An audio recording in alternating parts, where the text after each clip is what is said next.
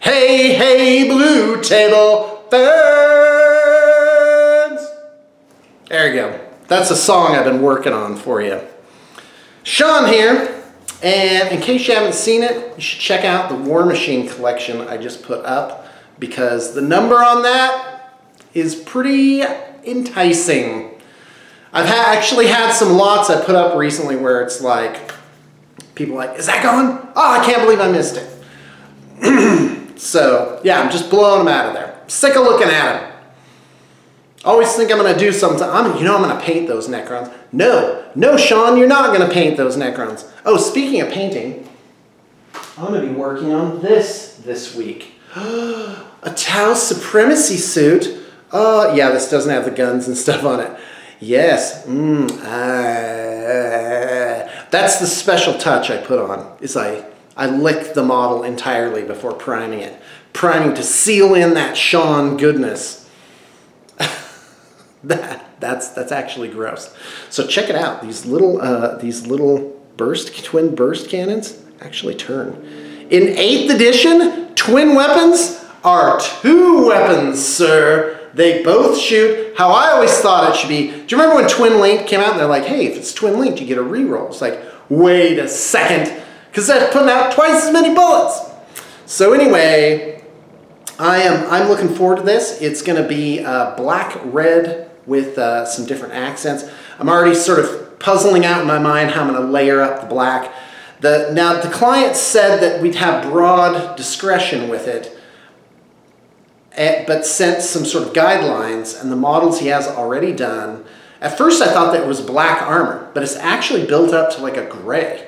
So, I don't know, it's a tough call. It's like, if the armor plate is mostly black, is that black armor that's just sort of like it's supposedly shining? They've exaggerated the edging on it. Because when you get to a larger and larger model, like this, the natural light actually does a lot of that work for you.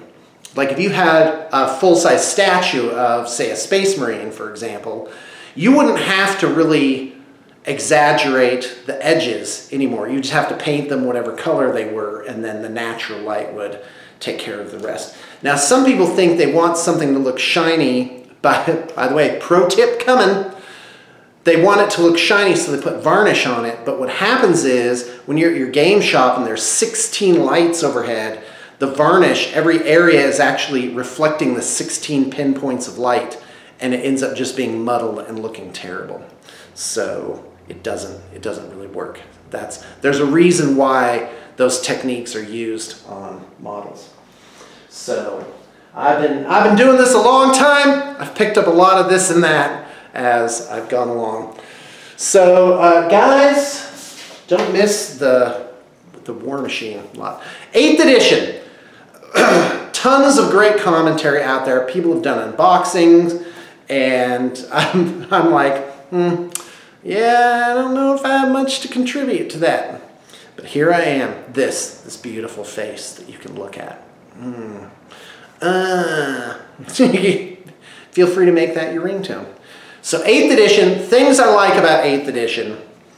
First off is the modeling possibilities for vehicles. Vehicles are now more like monsters. They have the same stat line as everything else. They're kind of like creatures. And from what I've heard and what I've seen from battle reports I've watched, that actually works out really nice. It makes the game go really quickly, and that once you sort of wrap your head around it, everything's okay. Like with the Carnifex, we never had a problem in our minds with the Carnifex kind of peeking around a wall, you know, and somehow he shoots everything out of there, or that he's walking backwards, or whatever it is. We just use our imaginations. Of course, a tank really does, you know, it's on treads, it kind of turns and has a certain way that it functions.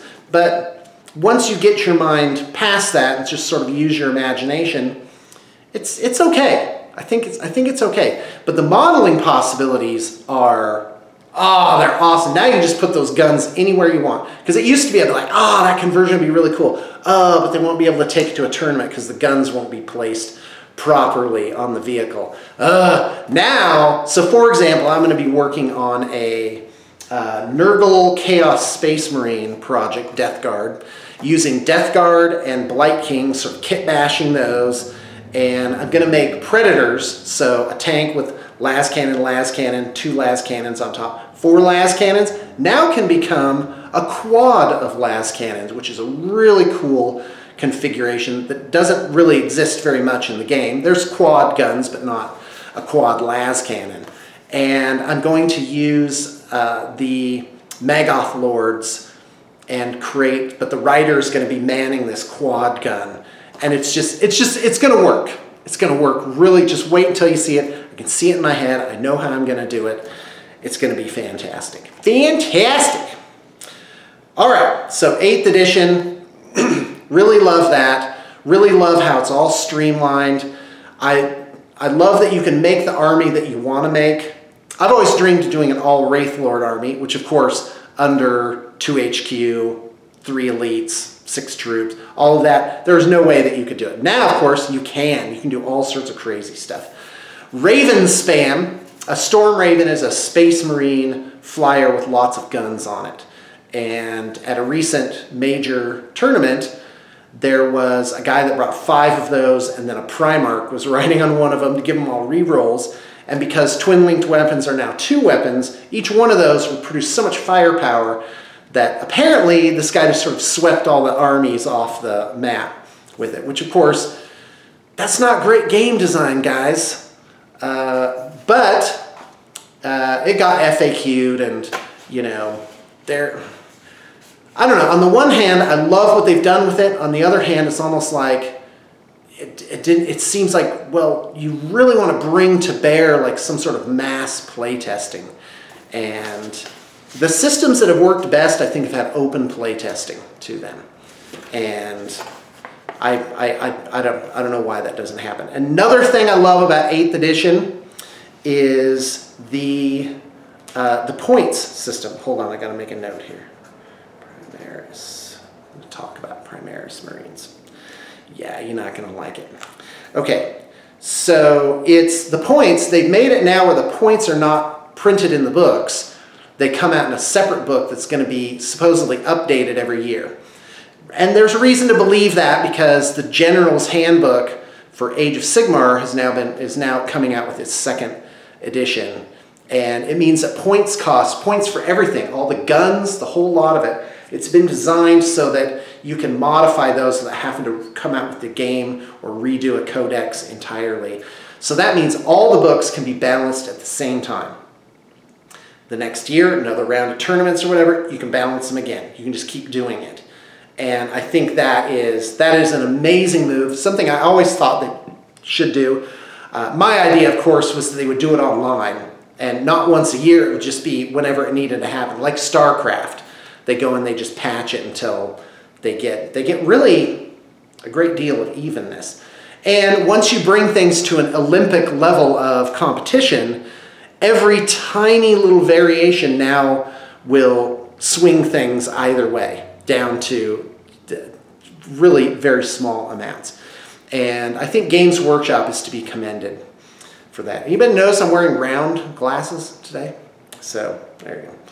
Primaris Marines! Yes! Finally! These are the true scale Marines that everybody loves. And we would get, at Blue Table Painting, we would get on occasion people asking for true scale conversions, which are very difficult, super expensive. This one guy was like, it's so long, because I had, you know, various assemblers sort of implode over this one project. And now, the ones that come out, they look great.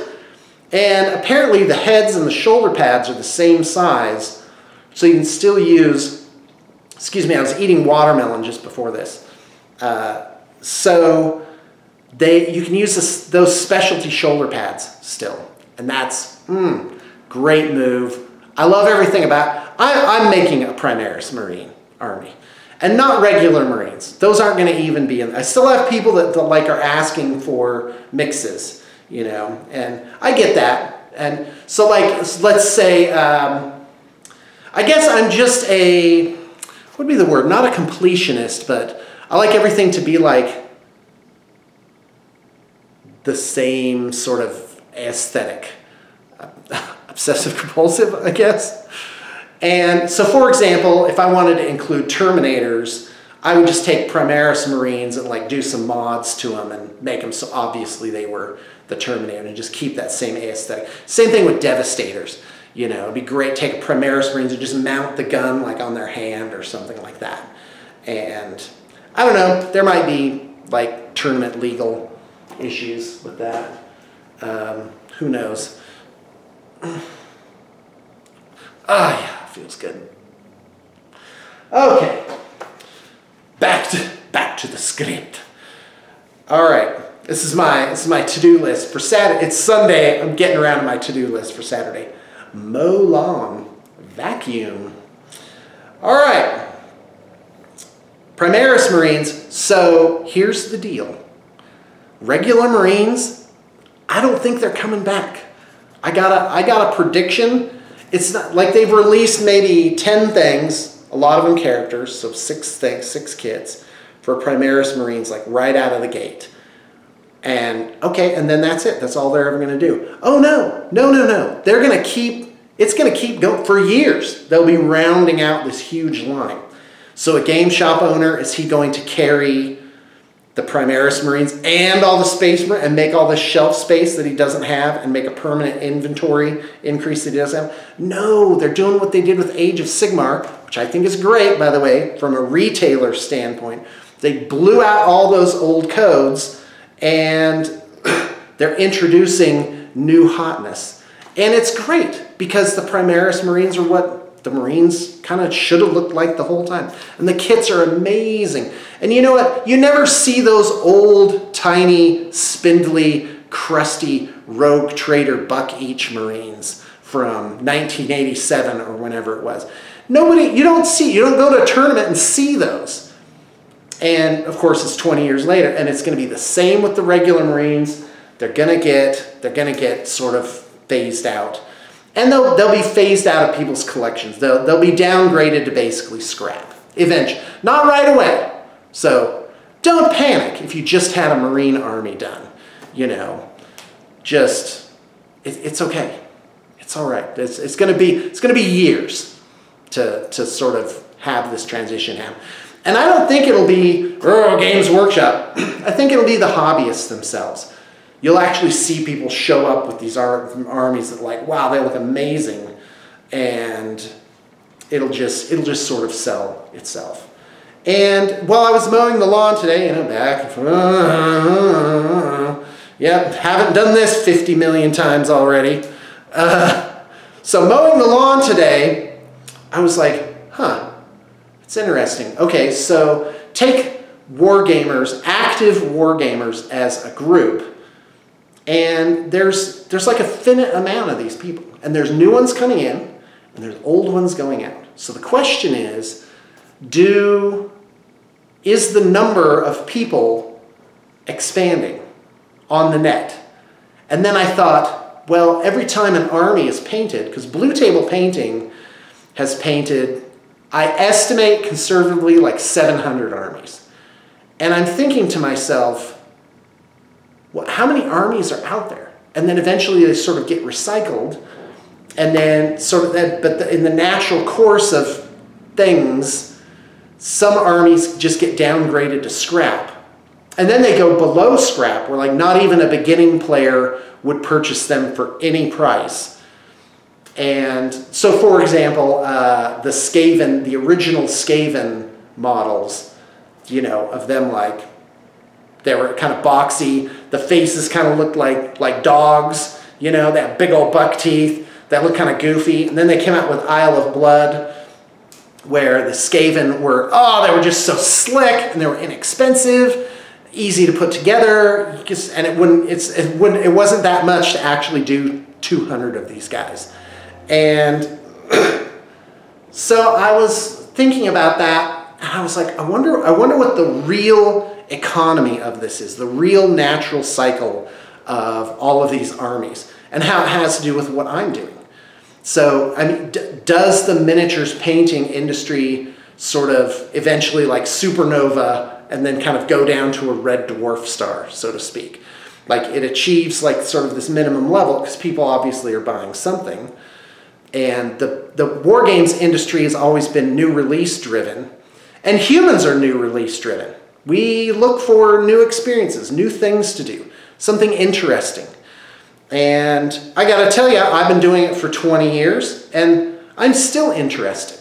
I dream of a fantasy world where I'm more like a client actually, where I have a crew that sort of muscles through these giant visions that I have, that I can have the idea, plan it out, get my hands dirty, yes, but have the whole something really well beyond me. What would take a normal person a year or even 2 years can now be done in a matter of maybe a month or 2 months.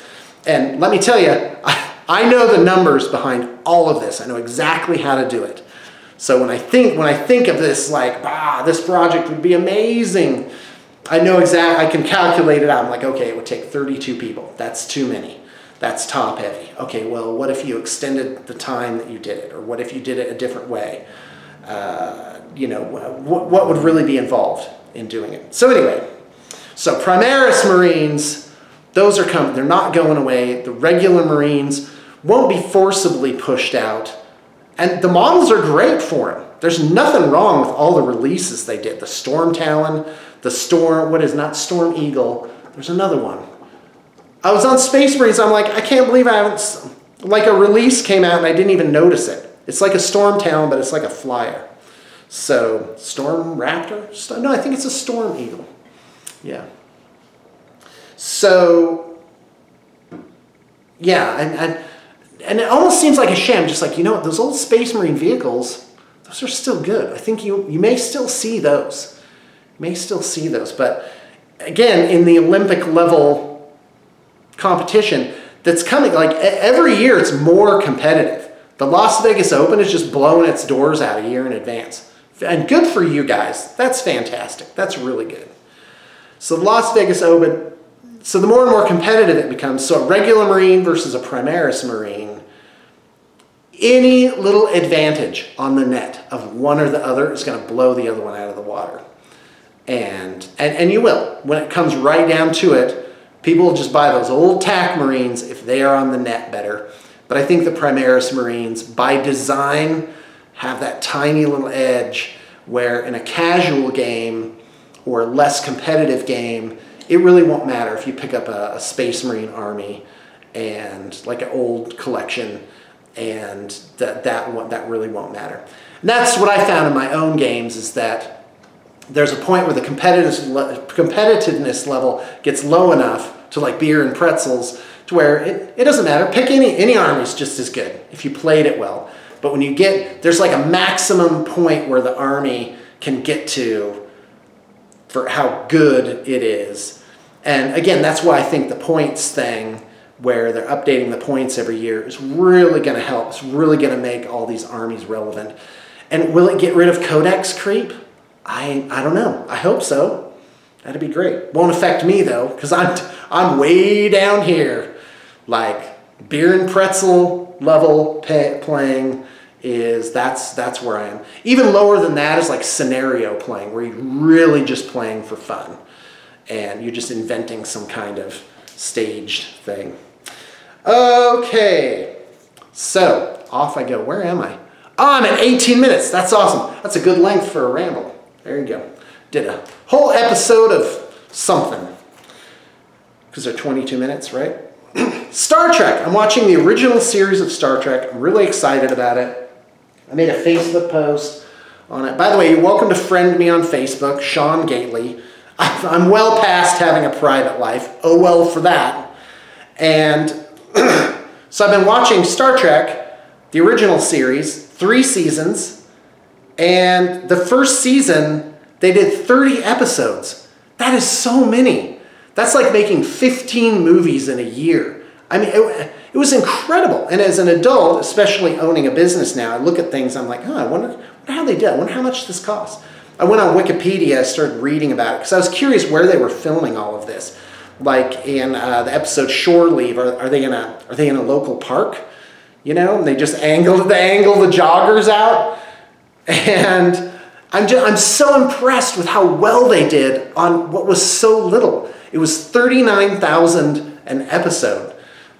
So even for late 60s, that was like, how did you do that? I mean, even if you're paying each actor like $500 an episode, it's like, it's not much. Of course, you have to remember the real value, which is exposure.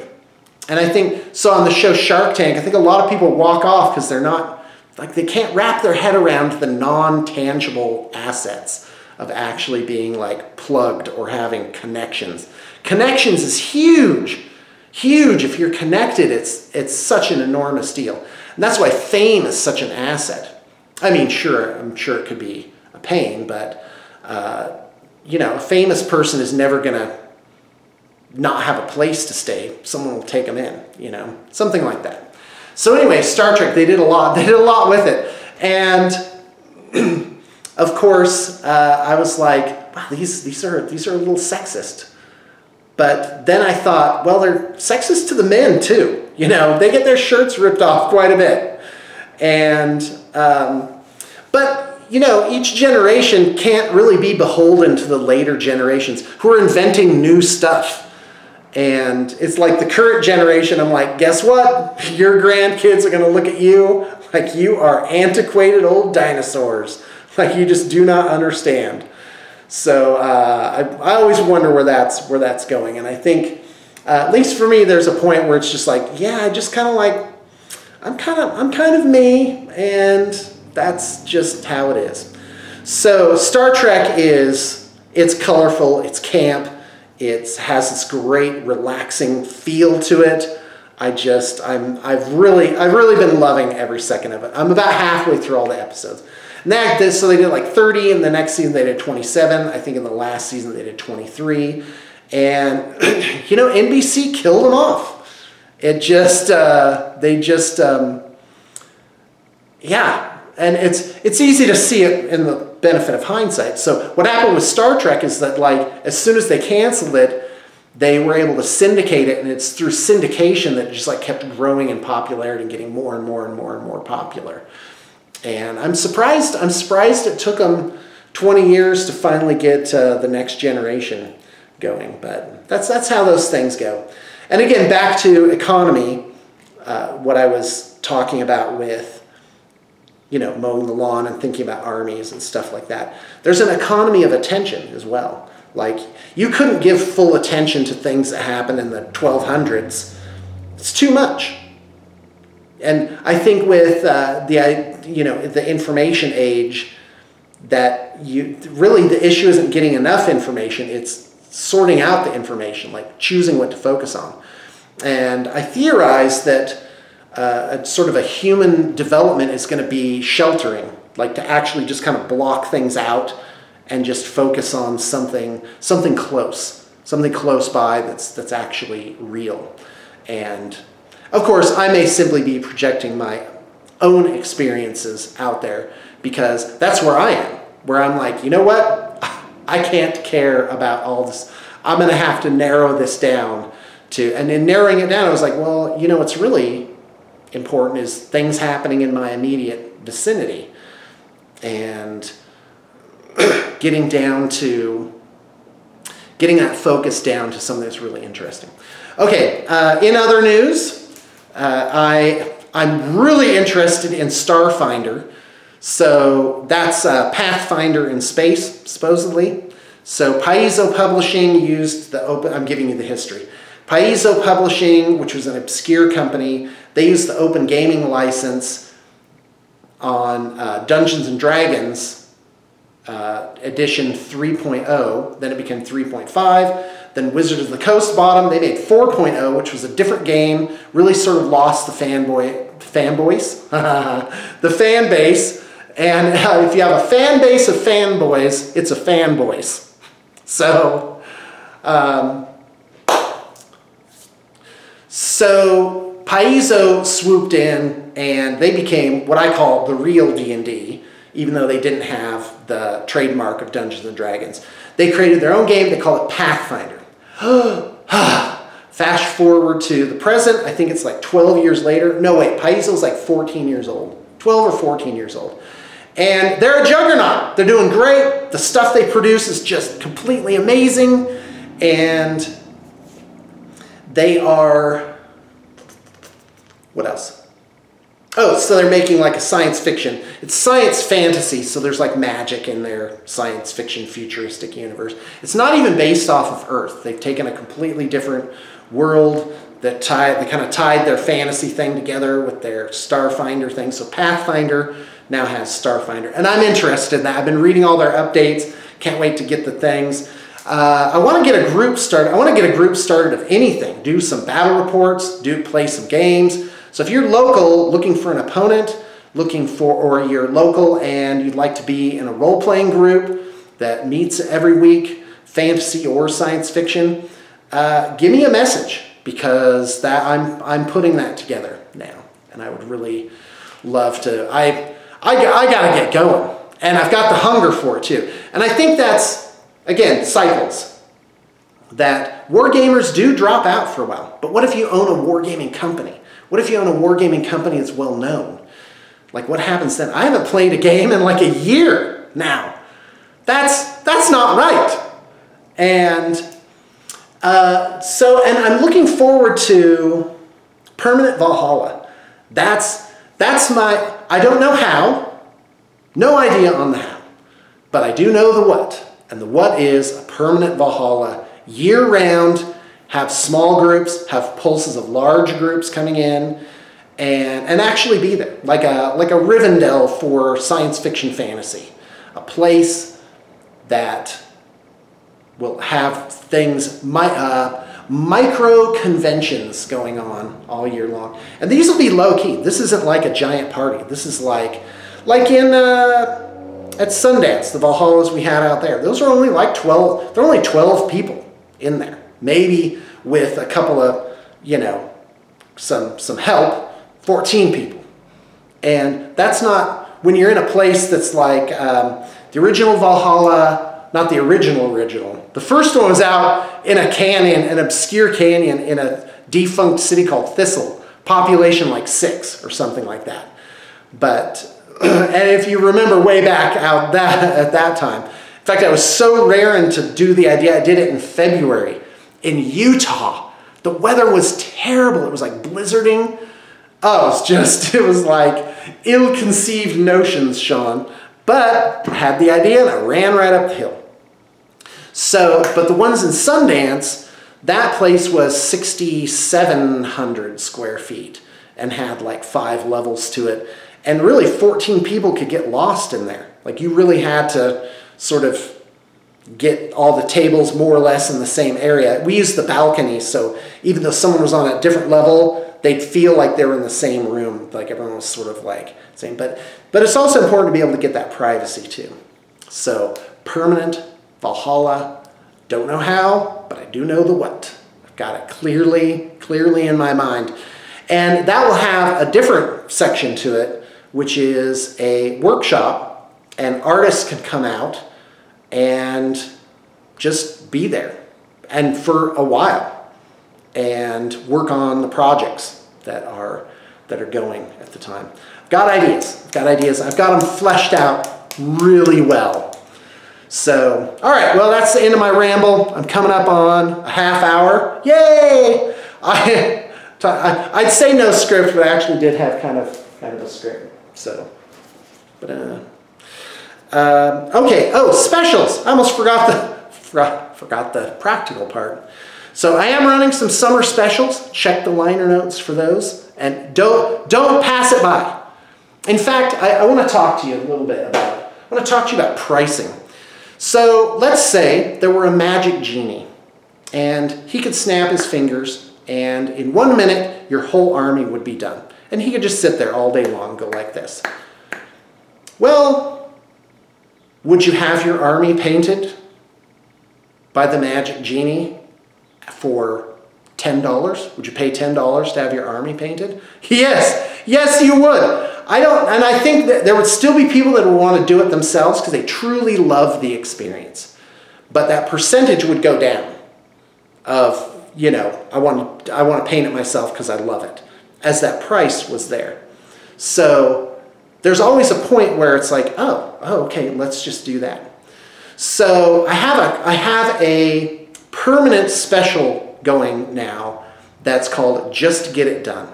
I used to have level 2, but I've gotten rid of that. Just Get It Done is like level 3 Wargamer standard, which is really actually pretty good. And it's like a 2.8. And we get artistic license, where we paint it the color scheme that we want to paint it. But you do get to pick the assembly. If you're sending it in assembled, then obviously you already picked how things are armed. But you do get to determine that. But we pick basing and painting style within the genre. So it has to make sense. You can't have pink orcs or Hello Kitty Marines. It has to fit within the genre. And for Marines, you can actually pick Space Wolves, Blood Angels, but within that, we pick what it is that we wanna do. So with that, the price is halved, and that is huge. That means you can get your army painted. I hate to say numbers, but I'm just gonna kind of ballpark it. You can get, and there's a minimum amount. I'll put this in the liner. There's a minimum amount, but then it's half that, so it's about 500 to get an army painted. And in the grand scheme of things, oh man, that's good. And you only put down a deposit, so it's $250. It becomes extremely affordable to have your army painted. And those numbers can just be so workable. And again, these are rough things. In fact, I don't think I've ever put specific numbers on a video before, but I'm just ballparking it. And it's good. It's a really good deal. So I'm going to put that in the liner notes. Summer special, I'll have something for that too. And all right, that's the end of the ramble. Hey, thanks for tuning in. Thanks for paying attention. What an amazing economy. For 500 people to watch one guy talking, that's a real privilege. It's a real honor. So thanks a lot. Thanks for being here. I really appreciate it.